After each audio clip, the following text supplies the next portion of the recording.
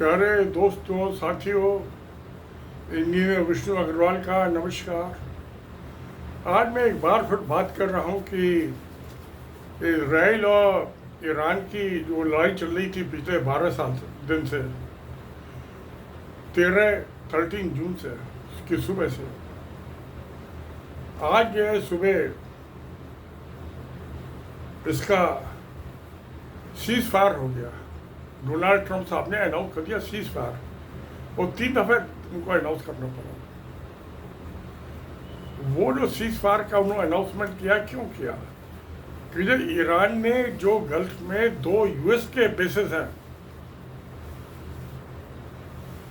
Army के वहाँ, और 6 घंटे पहले नोटिस दे दिया कि मैं अटैक करूँगा, और जितने मिसाइल यूएस ने हमारे 3 न्यूक्लियर साइट्स पे छोड़े उतने ही करूँगा, मैं मिसाइल छोड़ूंगा। और छोड़े सीज फायर के बाद भी। तो इतने 6 घंटे का तो बहुत टाइम होता। उन्होंने सब जो है अपने वहाँ से जो फाइटर प्लेन्स वगैरह थे इधर उधर कर दिए, इक्विपमेंट हटा दिए, और जो फौजी थे वो अंडरग्राउंड हो गए, शेल्टर्स में चले गए, बंकर्स में, जिससे कि उनकी मौत ना हो सके। ईरान ने यूएस के 2 आर्मी बेसिस पर अटैक किया। ये शायद Pearl Harbor 1941 first world war में जब अमेरिका आया था उसके बाद ये पहली दफा हुआ है। पर जापान ने किया था वहाँ अटैक, और ईरान ने 2 पे किया अटैक, जबकि यूएस जो है वर्ल्ड की मिलिट्री पावर नंबर 1, इकोनॉमिक और आर्ट्स के हिसाब से पावर नंबर 1 बन गया। उसके बावजूद भी ईरान ने बिना डरे, बिना खौफ के, और पहले वार्निंग दे के उसके बाद अटैक किया यूएस के बेसिस पे। तो यानी कि 41, 60, 85 साल के बाद, 84 साल के बाद यूएस के बेसिस पर अटैक किया। बहुत बड़ी बात है। एक 9.5 करोड़ की आबादी, 9-9.5 करोड़ की आबादी वाला ईरान, वो यूएस के 25-26 करोड़ की आबादी वाले और पावर नंबर 1 इकोनॉमिक और मिलिट्री पावर के बेसिस पर अटैक करते। जो उसने B-2 बम्बर से अटैक किए थे 3 साइडों का जवाब में काउंटर, और यूएस ने कहा था कि आप काउंटर अटैक मत करना, उसने उसके बावजूद भी किया। और सीज फायर यूएस के डोनाल्ड ट्रंप साहब के अनाउंसमेंट के बाद भी उसने ईरान के ऊपर मिसाइलें छोड़ी, और इसराइल ने भी जब उसने भी वापस में छोड़ी। इसका मतलब कि इसराइल ने मान लिया अटैक पहले इसराइल ने चालू किया था, और ईरान ने कहा था इसको बंद हम कर रहे हैं। तो इसराइल ने तो बंद कर दी मिसाइलें, मैं ईरान ने उसके बाद भी उसको ठोक दिया, और फिर उसमें काउंटर में फायरिंग करनी थी। तो नुकसान तो बहुत हुआ। इसराइल जो है 1948 में बना था, 48, 2 50, 52 और 25, 77 ईयर्स के बाद इजराइल के ऊपर किसी ने अटैक किया, नहीं तो उसी ने सब पे अटैक किया, और एक डोमिनेंट पावर बन गई थी मिडिल ईस्ट में इजराइल। खौफ, गाजा में 55,000 आदमी मारती है पैलेस्टाइन, और पता नहीं इसमें देखा भाई 1.5-2 लाख आदमी तो मारते ही होंगे अंदाजा। मगर इजराइल से तो उनकी टक्कर हुई। 1 करोड़ की आबादी का इसराइल, 9-9.5 करोड़ के ईरान का ईरान, और फिर पर्शियन एम्पायर 5,000 की उसकी हिस्ट्री। उन्होंने अलेक्जेंडर सिकंदर के अलावा किसी से बात नहीं खाई। तो यूएस को भी पानी पिला दिया और इजराइल को भी पानी पिला दिया। उनको मजबूर हो गए सीज फायर पे आना पड़ा, युद्ध विराम करना पड़ा। बहुत बड़ी बात है। अब इसका अल्टीमेट नतीजा क्या निकल रहा है? इजराइल ने एनटीपीसी पे समझौता नहीं किया, इजराइल ईरान ने किया हुआ था, और ईरान जो है इसमें मिडिल ईस्ट में बहुत बड़ी फोर्स बन के उभरा है। अब जो है मिडिल ईस्ट में जो 57 कंट्रीज का ये OIC है, ऑर्गेनाइजेशन इस्लामिक कोऑपरेशन, उसका ये चौधरी बन गया लीडर। 25 करोड़ का पाकिस्तानी जिसके पास न्यूक्लियर बम है, जिसके पास न्यूक्लियर बम नहीं अभी तक तो है नहीं। तो एक तो बात ये होगी, इसके सिर पर सदारत की पगड़ी बन गई ईरान की। इसके पीछे था क्या वजह? डोनाल्ड ट्रंप ने क्यों किया? क्योंकि वहां कांग्रेस बैठी हुई है, वो लड़ाई नहीं चाहती।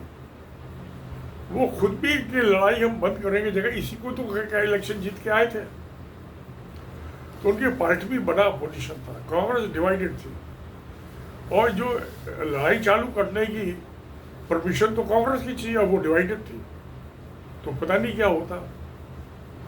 परमिशन मिलती नहीं मिलती, उससे पहले लड़ाई बंद कर दो, अच्छा अकलमंदी है। तो डोनाल्ड ट्रंप साहब ने देखा कि यूक्रेन में रशिया, वो भी एक सुपर पावर है, 3.25 साल से लड़ रहा है और कोई नतीजा नहीं निकला। जो रशिया चाहता उसको नहीं मिला, तो उन्होंने यूएस को अगले 3 साल जो है ईरान से लड़ाई लड़ने में, ईरान की तो उससे ज़्यादा आबादी है यूक्रेन से, तो वो 3 साल 3.25 साल की लड़ाई से बचने के लिए कहा भाई सीज फायर, युद्ध विराम। तो उन्होंने ये नंबर 1 की वर्ल्ड पावर जो अंडरडॉग बन गई, और मिडिल ईस्ट की जो नंबर 1 पावर थी इजराइल, वो भी अंडरडॉग बन गया। तो उसमें पहली दफा उस पर अटैक हुआ नहीं, उसने सब पे अटैक किया। तो ये तो हुआ कि जो पावर गेम है, पावर पॉलिटिक्स है मिडिल ईस्ट की, वो चेंज हो गई। और ईरान ने यूएस के बेसिस को, आर्मी बेसिस को अटैक करके ये दिखाई दिया कि आप कहीं भी सेफ नहीं हो, हमसे पंगा लोगे तो कीमत चुकानी पड़ेगी। और जो सरप्राइज अटैक करते 6 घंटे का एडवांस नोटिस बिना दिए, तो बहुत कुछ डैमेज होता है उनके फाइटर प्लेन्स वगैरह, आदमी भी मरते हैं, यूएस में हाहाकार मच जाता है। मगर अकल में बात ये तो है कि वार्निंग देंगे तब अटैक करो, दाद देनी पड़ेगी, सल्यूट करना पड़ेगा ईरान की लीडरशिप को, खुमानी साहब को, अयतुल्ला अली खमानी, बहादुरी दिखाई उन्होंने, लीडरशिप की मिसाल कायम करती है। मैं ईरान ने जो किया सब, उसके पीछे था कौन? जैसे ईरान के पीछे यूएस का हाथ था, ईरान के पीछे जो था रशिया का और चाइना का हाथ था। चाइना तो अगले 24 साल कोई लड़ाई लड़ेगा नहीं, रशिया तो यूक्रेन में फंसा हुआ है।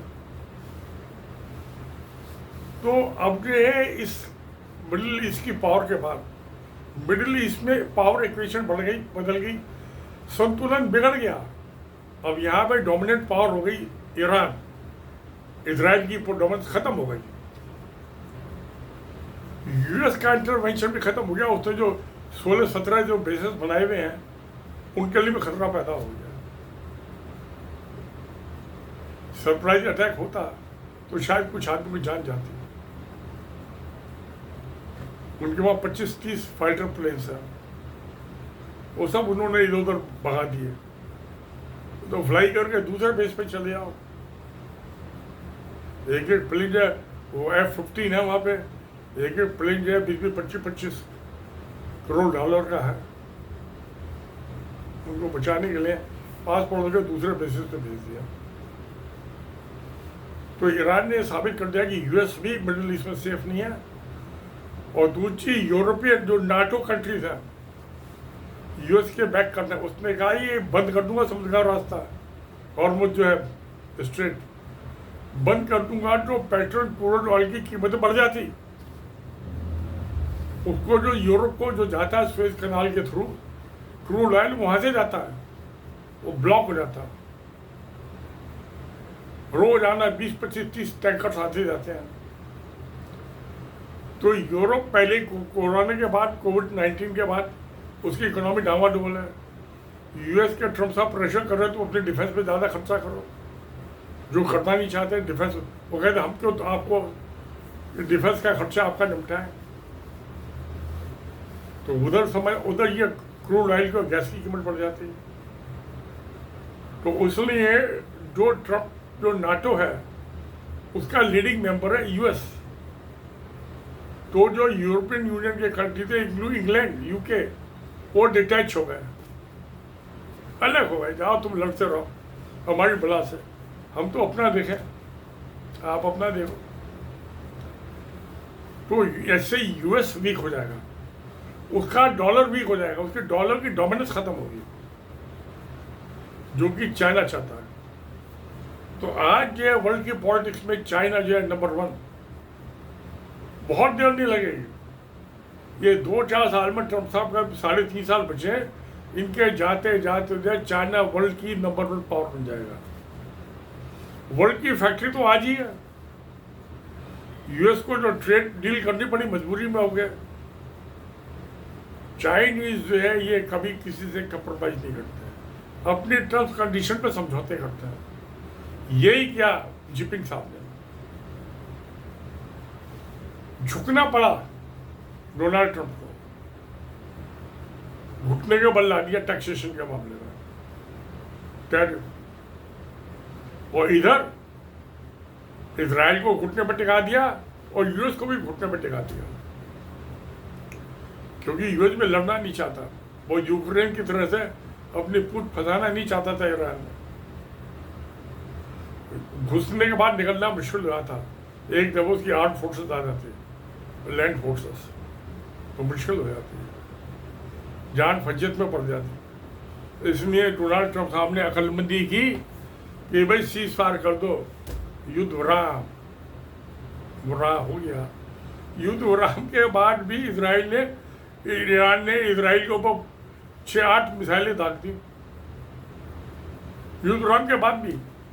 तो हो सकता है उन कमांडर ने उनका भी, हमें तो पता ही नहीं चला कि सीज फायर हो गया, हमें सोचा नहीं, इसलिए हम तो गोले दागते रहे, मिसाइल दागते रहे। उसके जवाब में इजराइल में भी दाग दी, उतने सेम नंबर। और युद्ध विराम के सीज फायर के बाद उन्होंने यूएस के बेसिस पे अटैक कर दिया, ईरान ने मिसाइल दाग दी। यानी कि फ्रेंडली मैच कहना चाहिए, कुश्ती, मिली जुली कुश्ती। वही कुश्ती में ईरान की सुपरमेसी वहां डोमिनेट पावर बन गई, इजराइल की खत्म हो गई, यूएस की भी खत्म हो गई, और चाइना इसका मौके का फायदा उठाया। वो इन दोनों की फजियत में जब दोनों की नाकें नीची हो गई, इजराइल की और यूएस की, तो वो जो आर्मी माइट तो उसकी भी बहुत है, टेक्नोलॉजी में बहुत एडवांस है चाइना, तो वो जो है वो यूएस से कम नहीं है। तो ये प्यारे दोस्तों, ये ड्रामा हुआ, जो होना था हो गया। अब ये है कि उन्होंने अर्ली मॉर्निंग में सुबह क्या था अनाउंस, अब रात हो गया, आज तक हो जाएगा जो कुछ भी होगा सेटल। मगर इसके बाद जो नेगोशिएशंस होगी, वो जो बातचीत होगी, उसमें ईरान की शर्तों को मानना पड़ेगा, क्योंकि जो विक्ट्री जो जीता इस लड़ाई में इजराइल और यूएस की कंबाइंड फोर्स के खिलाफ, वो ईरान जीता है। जो चाइना का और रशिया का तो बैक पे छिपा हुआ हाथ था, वो फ्रंट में नहीं आए, दोनों फ्रंट में आए इजराइल और यूएस। तो इनको इजराइल की टर्म्स कंडीशन पे समझौता करना पड़ेगा, इसके सिवा कोई दूसरा रास्ता है नहीं। अपनी इज्जत मटिया मिल करते दोनों ने। इजराइल ने अटैक चालू किया था, तो ईरान ने शुरू में कह दिया अटैक आपने चालू किया, इसको ख़त्म हम क्यों करेंगे, और यही हुआ, जो कहा था वही हुआ। तो चलो दोस्तों, फिर जब यही सच्चाई है तो सत्य में जयते। नमस्कार, धन्यवाद।